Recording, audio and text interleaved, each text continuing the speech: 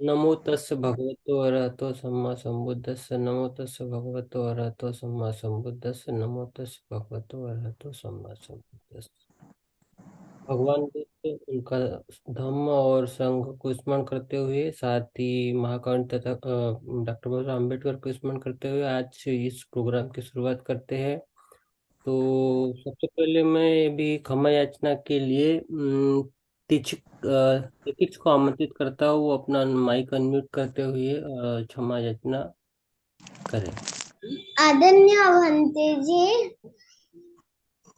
अगर आपकी अनुमति हो तो मैं क्षमा याचना कर सकता हूँ। अनुमति है। ठीक होगा। अरहं सम्मा संबुद्धो बुद्धं भगवन्तं अभिवादेमि। स्वाक्षातो भगवता धम्मं नमस्सामि। सुपटिपन्नो भगवतो सावक संगो संगं नमामि। ओकासवन्दामि वन्ते द्वारतयेन मया कृतं सबं अपराधं क्षमतु मे वन्ते। द्वितीयंपि ओकासखम वन्दामि वन्ते द्वारतयेन मया कृतं सब अपराधं क्षमतु मे वन्ते। तृतीयंपि ओकासखमा वन्दामि वन्ते द्वारतयेन मया कृतं सबं अपराधं क्षमतु मे वन्ते। अहं क्षमामि तुम्हें, खमतु खमतु खमामि। सुखिता हुन्तु, निरोगी हुन्तु, निब्बानस्स बच्चे हुन्तु। ओकास वन्दामि ओकास अहं वन्ते तिसर्णेन सह पंचशील धम्मं याचामि। अनुग्रहं कृत्वा शीलं देतमे भन्ते। द्वितीयंपि खमामि वन्दामि भन्ते तिसर्णेन सह पंचशीलं धम्मं याचामि। अनुग्रहं कृत्वा शीलदेतमे भन्ते। तृतीयंपि ओकास वन्दामि वन्ते तिसर्णेन सह पंचशीलं धम्मं याचामि। अनुग्रहं कृत्वा शीलदेतमे भन्ते। तृतीयं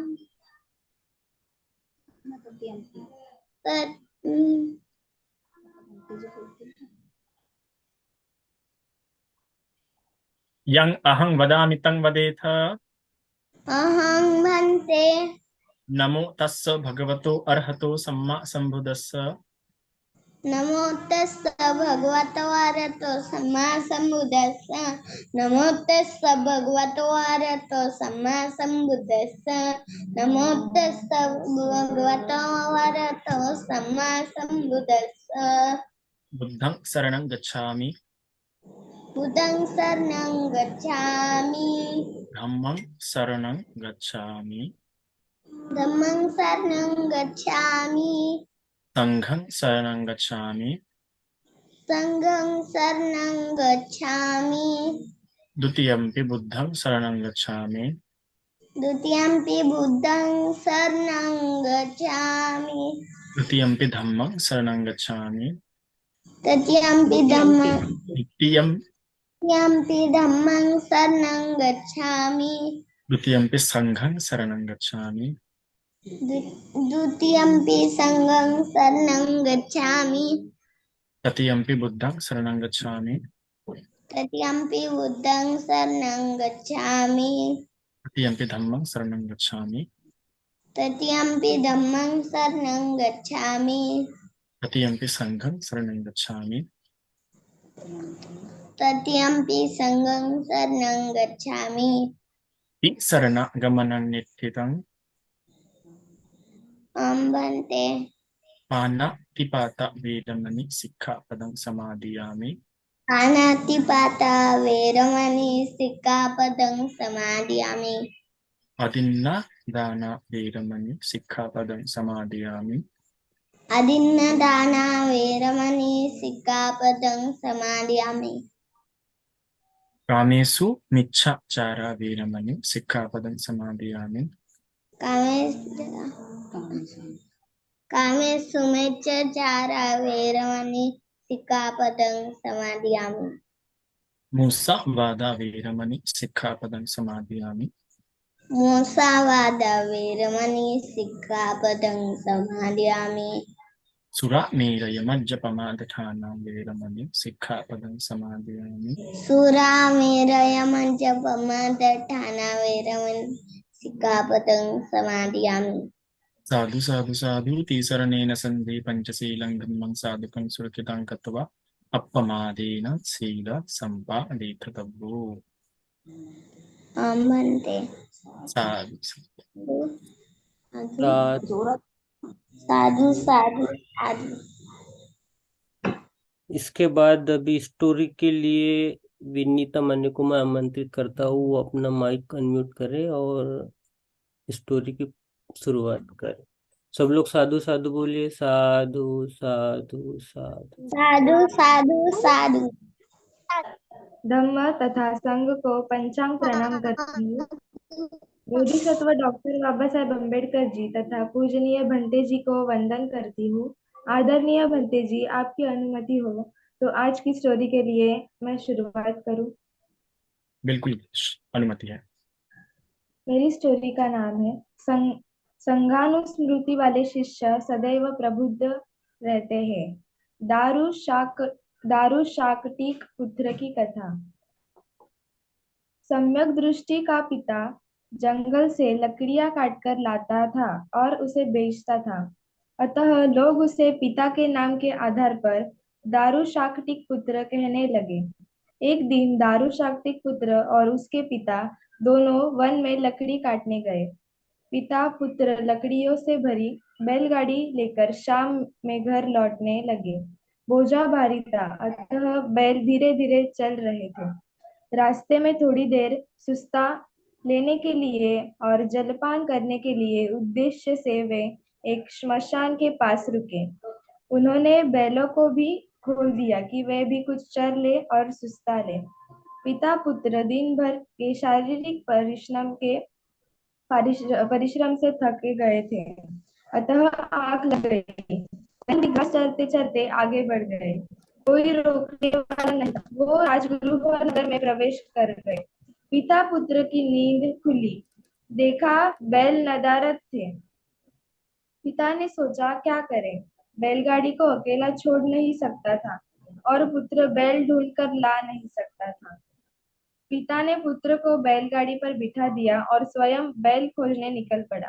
बैल नजदीक में न मिलने पर खोजते खोजते राजगृह नगर में उसे बैल मिल गए। वह उन बैलों को साथ लेकर लौटने लगा, पर विलंब हो गया था। नगर के सभी द्वार बंद हो गए थे और उसे नगर में ही रुक जाना पड़ा।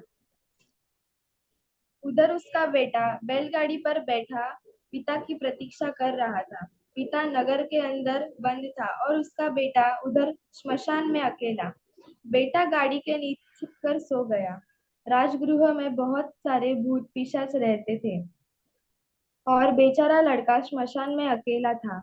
रात का अंधेरा हो छाते ही दो प्रेतों ने उसे देख लिया। उधर लड़के के मन में तरह तरह के विचार आने लगे। लेकिन वह शांत होकर बुद्धानुस्मृति नमो बुद्धाय का उच्चारण करने लगा। वह भयभीत नहीं हुआ और शांतिपूर्वक वहीं लेटा रहा। बौद्ध साहित्य में जिक्र आता है कि उसी समय दो प्रेत आए, एक बुद्ध शासन का विरोधी मिथ्या दृष्टि और दूसरा सम्यक दृष्टि जिसकी बुद्ध शासन में प्रीति थी। उनमें से मिथ्या दृष्टि ने कहा, यह खाने की वस्तु है, इसे खा जाना चाहिए। सम्यक दृष्टि ने कहा, नहीं, ऐसा करना उचित नहीं होगा, तुम ऐसा मत करो। पर मिथ्या दृष्टि नहीं माना। उसने उस बालक के पैर पकड़ लिए और पकड़कर खींचने लगा। बालक को लग गया कि उसका पैर खींचा जा रहा है, पर वह अपने स्वभाव के अनुसार नमो बुद्धाय का मंत्र जाप करने लगा। बौद्ध मंत्र सुनते ही मिथ्या दृष्टि वहां से दूर भाग खड़ा हुआ। तब सम्यक दृष्टि प्रेत ने मिथ्या दृष्टि प्रेत को समझाया, हमने इस लड़के के साथ ऐसा व्यवहार करके उसके साथ बहुत बड़ा अन्याय किया है। अब हमें इसका प्रायश्चित करना चाहिए। ऐसा कहकर वे दोनों उसकी रक्षा में बैठ गए। मिथ्या दृष्टि ने सोचा, बच्चे को भूख लगी होगी। राजमहल गया और राजा के सोने की थाली में बालक के लिए भोजन ले आया। उस बालक के सामने भोजन रख दिया। फिर दोनों प्रेतों ने उस बालक के माता पिता का रूप धारण कर लिया और उसे खाना खिलाया। रात भर उसकी रक्षा करते रहे। उन्होंने थाली को बैलगाड़ी में लकड़ी के अंदर छुपा दिया। सुबह सुबह राजमहल में हंगामा हो गया कि राजा के रसोई घर से सोने की थाली चोरी हो गई है। सुरक्षा की दृष्टि से नगर के सभी द्वार बंद कर दिए गए और जब नगर के अंदर थाली नहीं मिली तो राज सिपाही थाली खोजते हुए नगर के बाहर निकले। खोजते खोजते वे बैलगाड़ी तक पहुंचे और वहां बैलगाड़ी से सोने की थाली बरामद कर ली। राज सिपाहियों ने सोचा कि इसी लड़के ने चोरी की है। उसे पकड़कर राजा के पास ले गए। राजा ने लड़के से पूछा, क्या बात है? बालक ने कहा, मैं कुछ नहीं जानता हूँ, सिर्फ यह जानता हूँ कि रात्रि बेला मेरे माता पिता मेरे पास आए, उन्होंने मुझे भोजन कराया और मेरे पास बैठे रहे।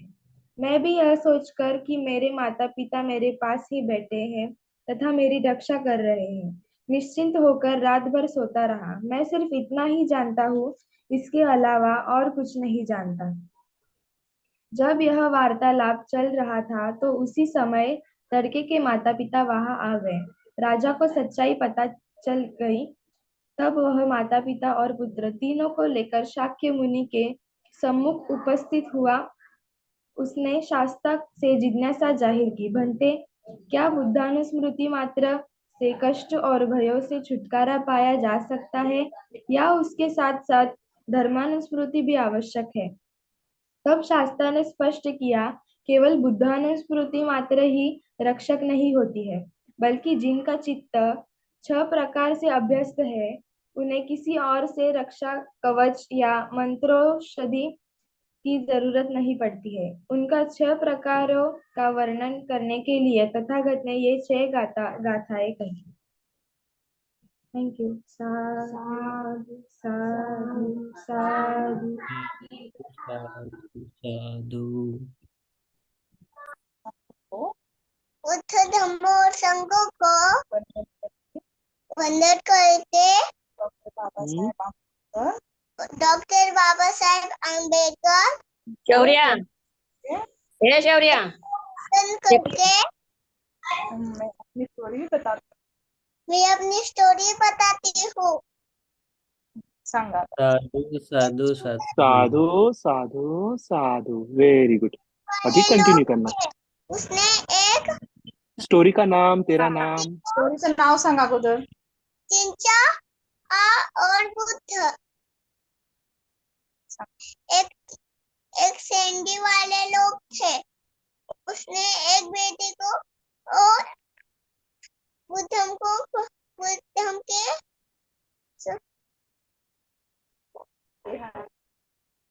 बिहार में बोलने को कहा कि मेरे पेट में एक बेबी है, उसका पापा तुम हो। तो उसने वैसे कहा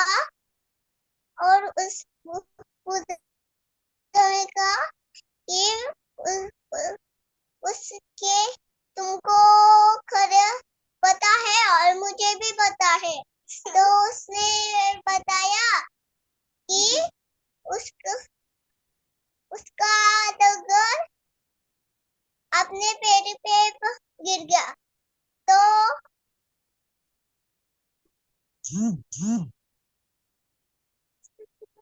नाही सांग ना पुढे तू. उसके माता उसका झूठ सबके सामने आया. उसका झूठ सबके सामने आया और सब निकल गए। मैंने उसको माफ कर दिया। धन्यवाद. साधू साधू साधू। गोष्टी सांगायला वेळ दिला. साधू साधू साधू साधू साधू साधू।